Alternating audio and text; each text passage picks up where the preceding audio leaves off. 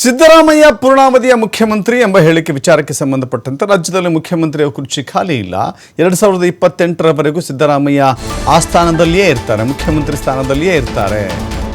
ಸಿದ್ದರಾಮಯ್ಯವರೇ ಇರ್ತಾರೆ ಅಂತ ನಾನು ಅಂದುಕೊಂಡಿದ್ದೇನೆ. ಕುರ್ಚಿ ಖಾಲಿ ಆದಾಗ ಆ ಮಾತು ಬರುತ್ತೆ. ನಮ್ಮಲ್ಲಿ ಹೈಕಮಾಂಡ್ ಇದೆ, CM DCM ಇದ್ದಾರೆ, ಏನೇ ಇದ್ರೂ ಕೂಡ ಹೈಕಮಾಂಡ್ ತೀರ್ಮಾನ ಮಾಡ್ತಾರೆ ಅಂತ ಹೇಳ್ತಾರೆ.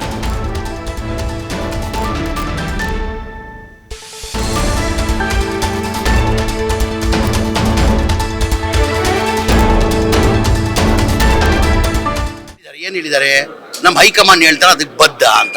ಈಗ ಯಾವಾಗ ಇದೆಲ್ಲ ಚರ್ಚೆ ಆಗ್ಬೇಕಾಗಿರೋದು, ಮುಖ್ಯಮಂತ್ರಿ ಕುರ್ಚಿ ಖಾಲಿ ಇದ್ರೆ ಆ ಮುಖ್ಯಮಂತ್ರಿ ಕುರ್ಚಿದಲ್ಲಿ ಸಿದ್ದರಾಮಯ್ಯ ಅವ್ರು ಕೂತವ್ರು, ಏನಕ್ಕೆ ಇದೆಲ್ಲ ಚರ್ಚೆ ಬೇಕು?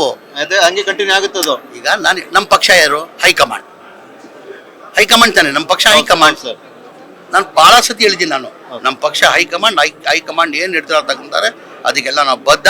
ಅಂದ್ರೆ ಸಿದ್ದರಾಮಯ್ಯ ಅವರು ಮುಖ್ಯಮಂತ್ರಿ ಕುರ್ಚಿಯಲ್ಲಿ ಕೂತಿದ್ದಾರೆ, ಇದು 28ವರೆಗೂ ಅವ್ರು ಕುರ್ಚಿದಲ್ಲಿ ಕೂರ್ತಾರಂತ ನನ್ನ ಅಭಿಪ್ರಾಯ. ಓಕೆ, ನನ್ನ ಅಭಿಪ್ರಾಯ, ಅದನ್ನೇ ಎತ್ತಿಂದವ್ರು ಹೇಳಿದ್ದು. ನನ್ನ ಅಭಿಪ್ರಾಯ. ಅದಕ್ಕೆ ನಾನೇನ್ ಹೇಳಿದ್ದು, ನಮ್ಮ ಪಕ್ಷ ಹೈಕಮಾಂಡ್ ಪಕ್ಷ. ಹೈಕಮಾಂಡ್ ದಿಲ್ಲಿಯಲ್ಲಿ ನವೆಂಬರ್ ಅಲ್ಲಿ ಕ್ರಾಂತಿ ಆಗ್ತದೆ, ಏನು ಕ್ರಾಂತಿ ಆಗ್ತದೆ ಅಂತ ಹೇಳಿದ್ರಿ.